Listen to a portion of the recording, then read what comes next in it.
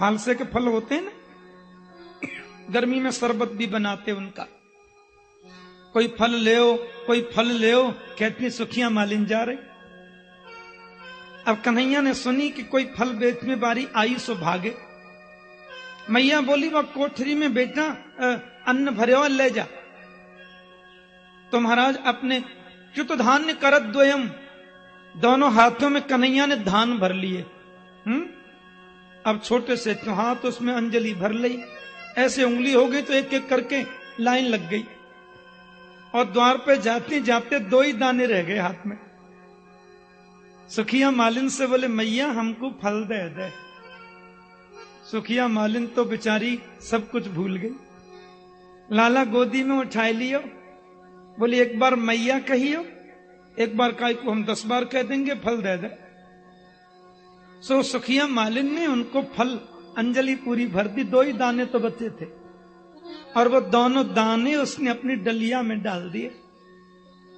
महाराज वो घर तक पहुंच नहीं पाई, घर पहुंचते पहुंचते डलिया गिर पड़ी, और जैसी डलिया गिरी तो हीरे जवाहरात डलिया में भरे हुए हैं।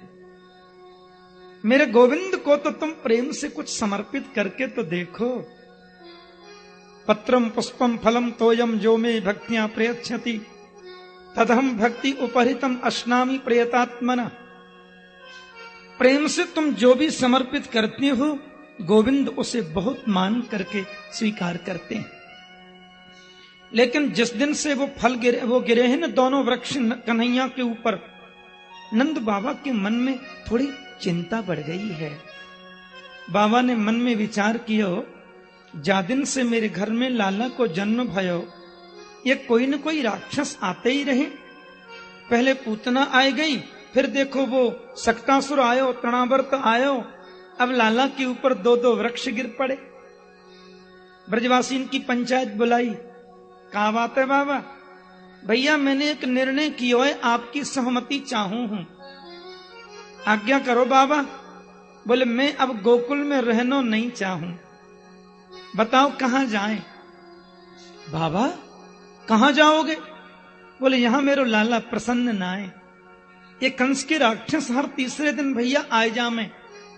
अब देखो कैसे कैसे संकट लाला के छोटे से जीवन में आए गए। मोको नहीं रहना गोकुल में, तुम सब बताओ कहां जाना चाहिए।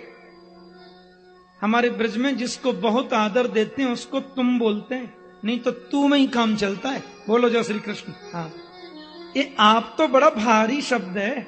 आप क्या आप बोलने में तो लगता है हम दूर हो गए, तू में लगता है कि मिल गए। बिल्कुल बोलो जय श्री कृष्ण। ये उत्तु में जितना अपनत्व है, तू में ही अपनत्व ज्यादा है। बाबा तू कहां गए हो? हाँ, चाचा तू कहां गए हो? तो प्यार में तू ही बोल देते हैं। जिसको बहुत सम्मान करें उसको तुम बोलते हैं। अब तो आप शुरू हो गया थोड़ा बहुत। बोलो जय श्री कृष्ण। तो बाबा कहां जाएगा इतनी बड़ी संपदा छोड़ के? भैया जहां लाला प्रसन्न ना है, मां मोकू ना है रहना, बस मेरो तो निश्चय है। अब कहां जा मैं? नंद जी के छोटे भाई हैं, जिनको नाम है घनानंद, और ये हैं उपनंद भी इनको बोलते हैं। 9 भैया है ना नंद जी। घनानंद जी खड़े होकर के बोले देखो, अब यदि आपको मेरी बात अच्छी लगे तो मेरे ने एक छोटा सा सुझाव है। पंचायत में लोग बोले बताओ कहां जाना चाहिए? बोले भाई जी गोकुल से भी सुंदर बिल्कुल यमुना के किनारे एक और सुरम्य स्थान है, बाको नाम है वृंदावन। कि वनम वृंदावनम नाम पशव्यम नवकाननम गोप गोपी गवाम सेव्यम पुण्याद्रि तृणवीरुधम। हमें वृंदावन चलना चाहिए। वृंदा माने तुलसी, और तुलसी माता का जहां वन है वही वृंदावन है। तुलसी का जो बगीचा वही तो वृंदावन है जी।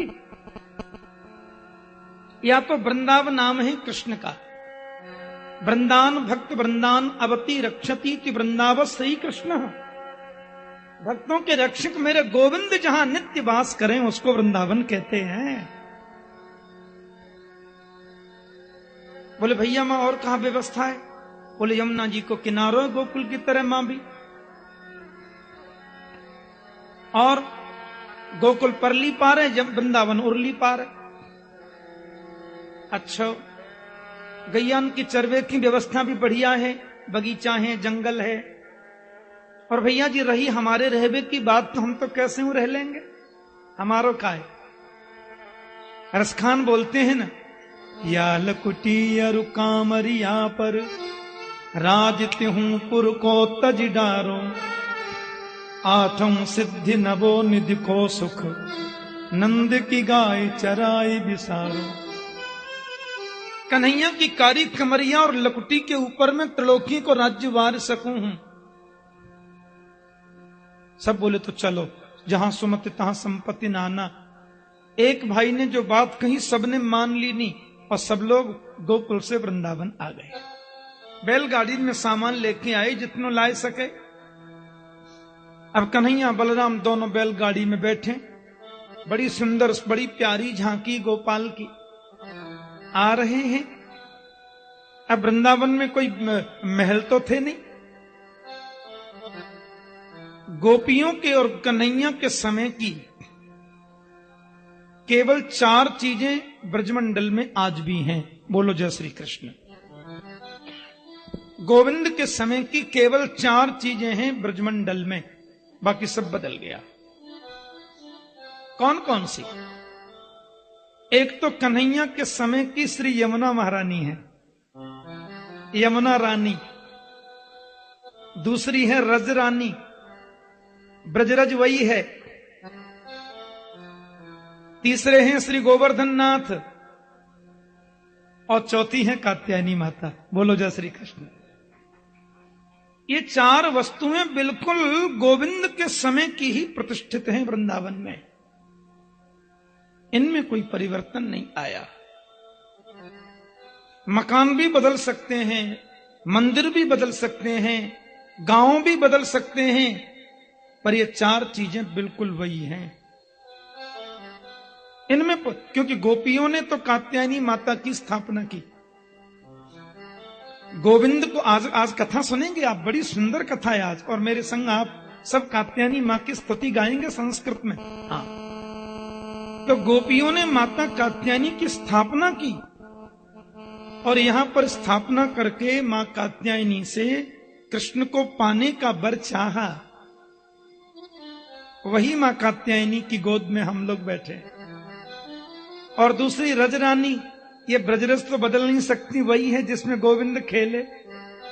तीसरी यमुना रानी, यमुना जी वही हैं जो उस समय बह रही थी, वही बदल तो नहीं सकती। और चौथे श्री गोवर्धन नाथ। ये 4 चीजें बिल्कुल वही हैं, इनमें परिवर्तन आ ही नहीं सकता। प्यार से बोलो जय श्री कृष्ण। अब वृंदावन में कोई मकान तो थे नहीं उस समय। इस ब्रजवासियों ने क्या किया, भागवत में लिखा है कि वृंदावनम संप्रविश्य सर्वकाल सुखावहम, तत्र चक्रुर्ब्रजावासम सकटै अर्धचंद्रवत।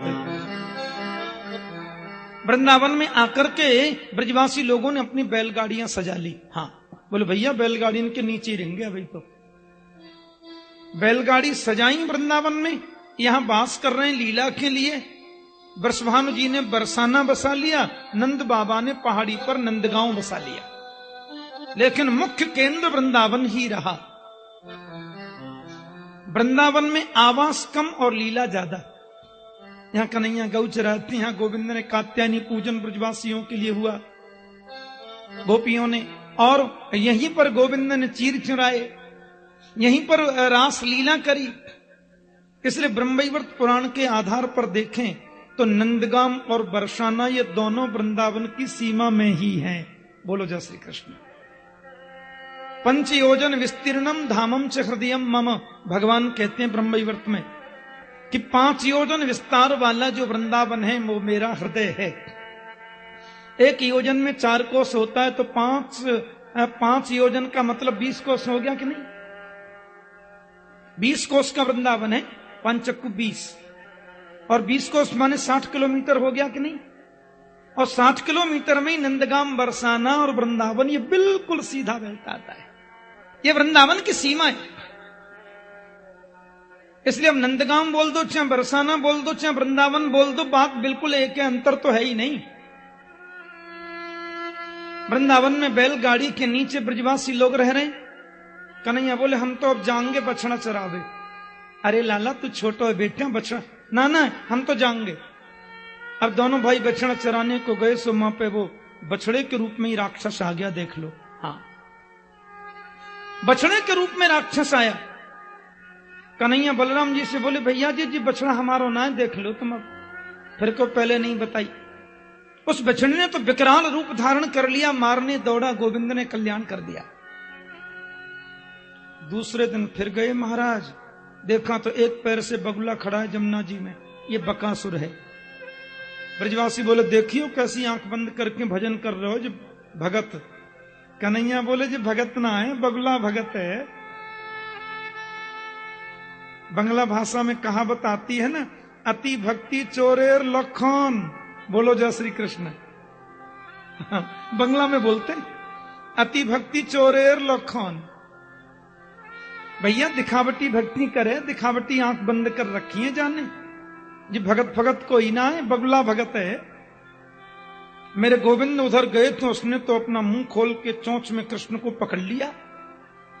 मेरे गोविंद ने तो आके चोंच पकड़ के चीर दी नहीं और बकासुर को कल्याण कर दियो। अब बंटवारा हो गया दोनों भाइयों में। बोलो जय श्री कृष्ण। हाँ, कन्हैया जी की मंडली अलग हो गई, बलराम जी बड़े हैं ना, उनकी मंडली जाती है गौ चराने और गोविंद की मंडली जाती है बछड़ा चराने। आज मेरे कन्हैया 4 वर्ष के पूरे हो गए, 5वीं वर्ष में प्रवेश कर रहे हैं।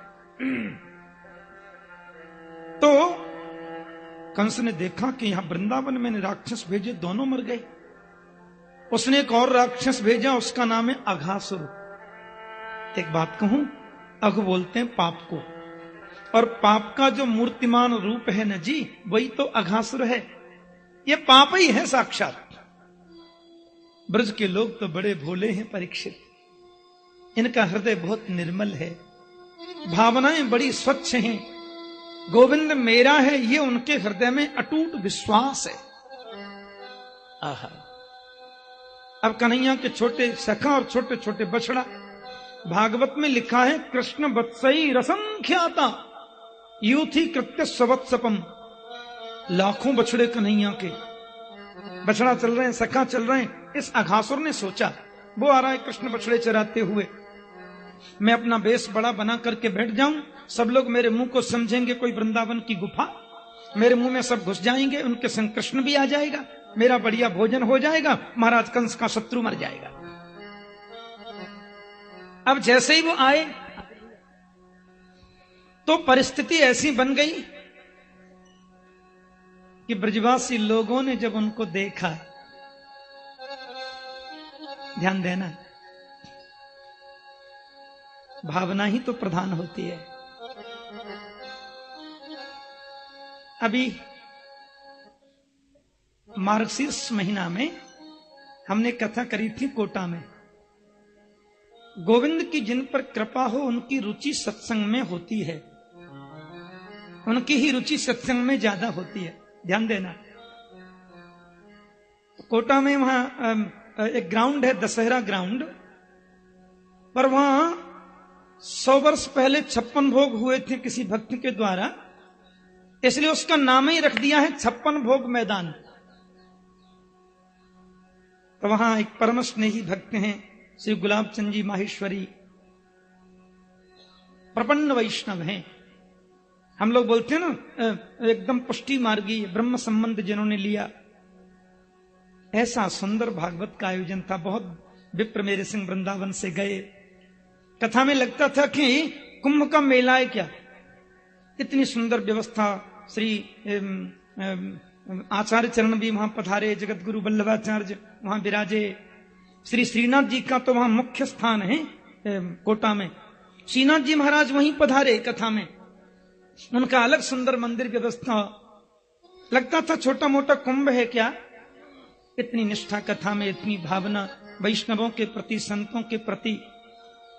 तो उनको पता चला कि वृंदावन में कथा अभी हो रही है, तो देखो यहां भी सुनने पधारे। 2 दिन से यहाँ कथा श्रवण कर रहे हैं, और इतनी भावना ऐसा सुंदर यमुना के प्रति, श्री गिरिराज के प्रति, संत ब्राह्मण वैष्णव और ब्रजवासियों के प्रति अद्भुत निष्ठा, ये गोविंद की कृपा के बिना नहीं होता। बहुत कृपा जब करते हैं प्रभु तो ऐसी निष्ठा जगती है, तो ऐसी भावना जगती है। बोलो जय श्री कृष्ण। तो ब्रज में ब्रजवासी गोविंद को इतने प्रिय क्यों लगते हैं? ब्रजवासी बल्लभ सदा मेरे जीवन प्राण, इनको ना ही विसारे हों मोहि नंद बाबा की आन। गोविंद को इतने प्रिय लगते हैं, क्यों? क्योंकि इनमें निर्मलता है, कपट नहीं है। अघासुर ने क्या किया? नीचे की जीभ लगा दी जमीन में, ऊपर का तलवा स्थापित कर दिया आकाश में, और श्वास रोक के पड़ा है। अब कन्हैया के मित्र देख रहे हैं वह अघासुर के विशाल, तो पहली बार वृंदावन आए, 2-3 दिन ही तो हुए थे। एक सखा बोलो, लाला जी देखियो भैया कहाँ है? दूसरा बोलो, तू ना जाने ये कोई वृंदावन की बहुत बड़ी गुफा है। सुखदेव स्वामी कहते हैं, दृष्टातम तादृशम सर्वे मत्वा वृंदावन श्रियम, ये कोई वृंदावन की गुफा है।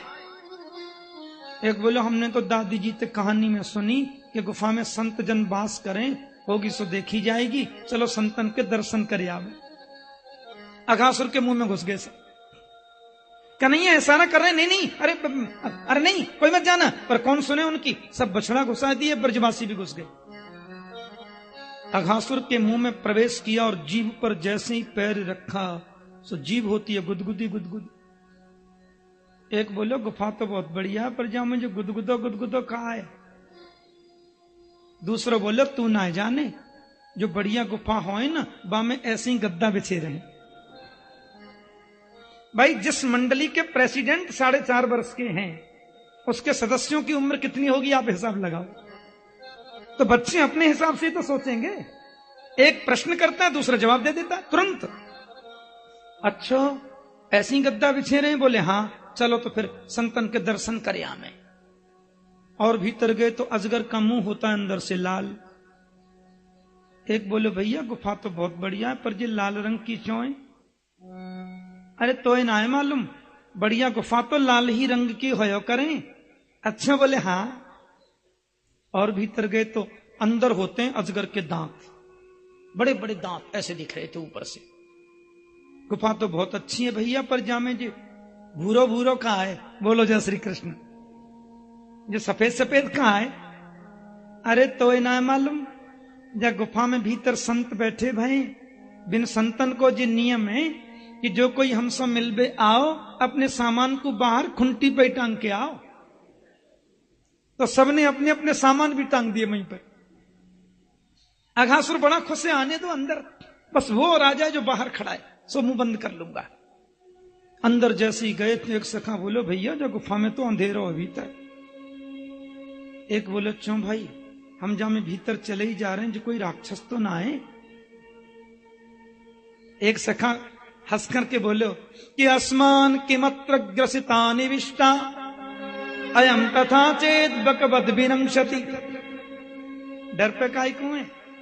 देख, यदि गुफा भई तब तो संतन के दर्शन है जाएंगे, और राक्षस भय तो बोले बकवत विनंशति, लाला है तो सही पीछे, जैसे बाने बकासुर मार दियो ऐसे जाय भी मार दोगे, हमें क्या चिंता है? और गुफा भई तो संतन के दर्शन तो है ही जाएंगे। सुखदेव बोले, तुम देख रहे हो परीक्षित, इनका भोलापन है, इनकी दृष्टि, इनका भोलापन। अंदर गए, लेकिन मेरे कन्हैया तो अभी बाहर ही खड़े। अघासुर ने मुंह बंद नहीं किया। बोले, वो तो आया नहीं जिसको मारने आया था मैं।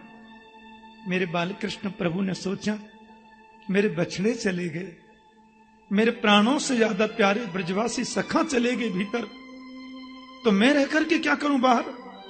गोविंद भी उसके मुंह में घुस गए, और अघासुर के मुंह में कन्हैया ने जैसे ही प्रवेश किया, जैसे ही प्रवेश किया था कि गप से मुंह बंद कर लिया।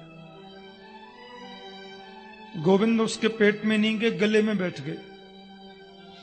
और अणोरणीयान महतो महीयान, आहा, प्रभु ने उसके गले में जाकर के और महाराज शरीर फुलाया, उसका प्राण अवरुद्ध हो गया, माथा फट गया, मर गया। अब अघासुर के मरने के बाद गोविंद ने सब सखा अपने भीतर से बाहर निकाले। सर्वे मतलब प्रायः सब प्राय पधार चुके थे, बस ये समझ लो आप। तो भगवान ने सब निकाले कन्हैया ने, और अमृत वर्षणी मुरली के द्वारा सब जीवित कर दिए, सबको जीवन मिल गया। इसका मतलब क्या है परीक्षित? मतलब यह है कि अघ माने पाप, और पाप का ही ये मूर्तिमान रूप है अघासुर। तो जिसने अपने जीवन की बागडोर गोविंद को सौंप दी, ध्यान देना, जो मन से वचन से कर्म से कन्हैया का हो गया, फिर उस भक्त का पूरा भार गोविंद पर आ जाता है।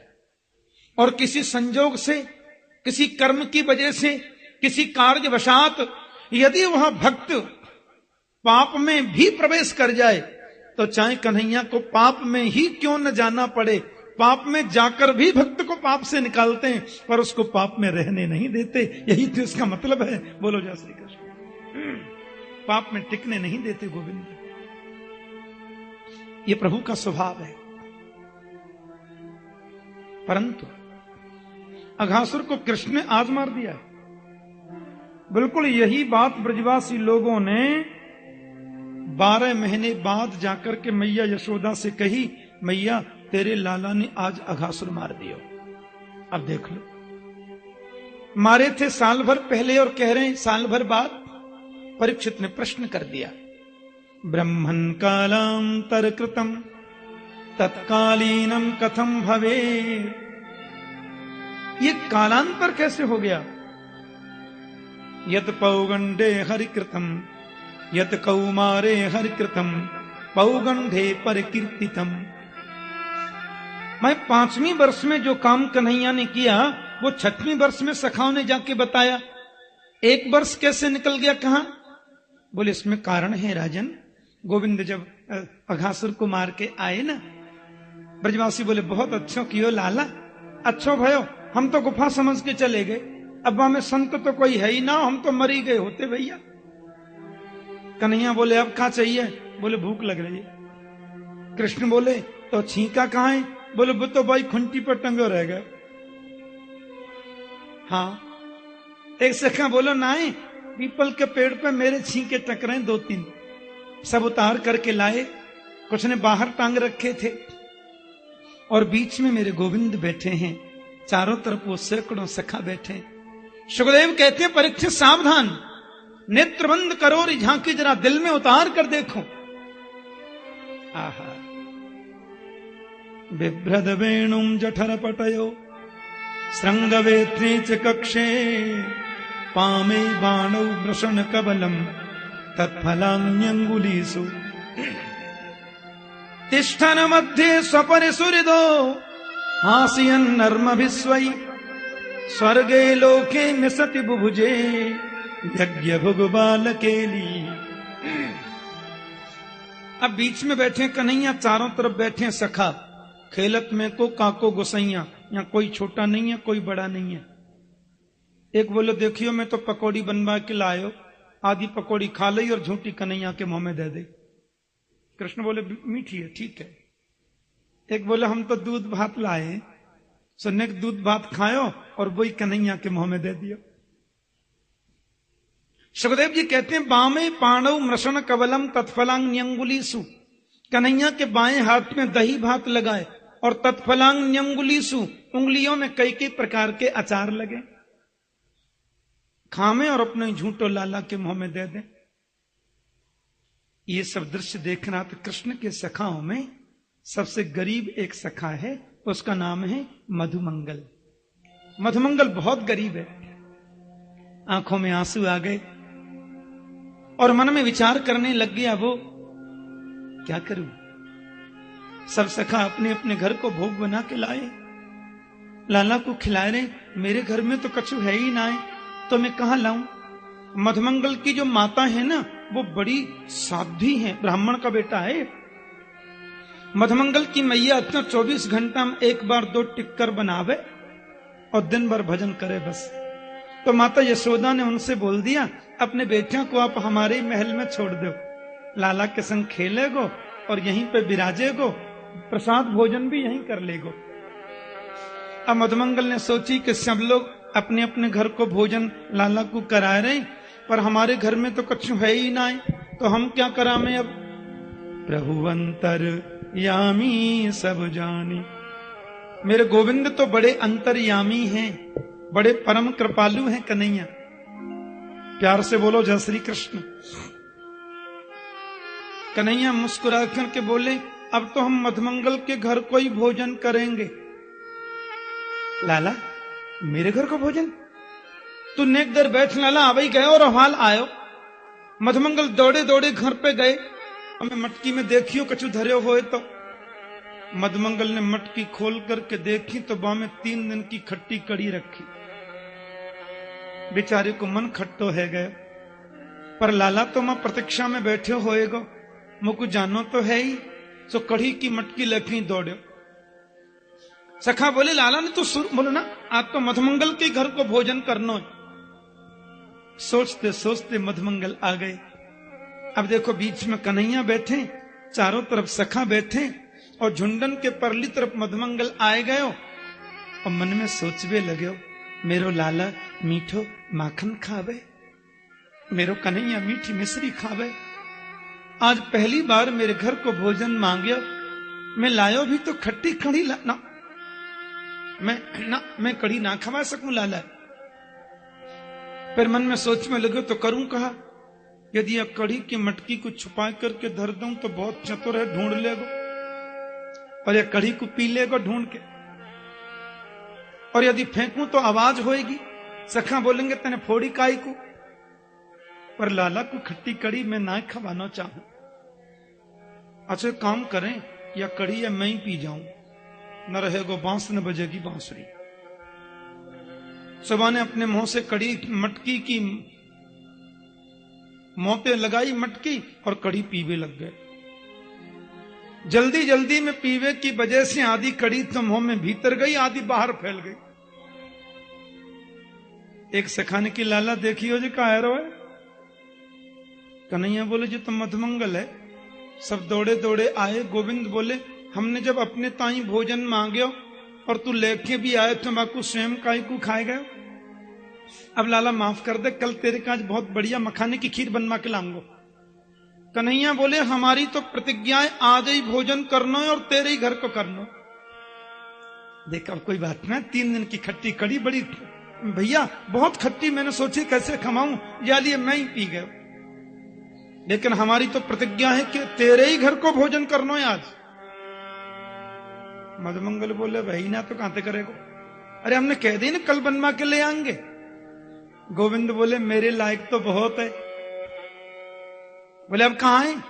सो कन्हैया ने अपनी जीभ निकाली और मधुमंगल को मुंह चाटना शुरू कर दिया।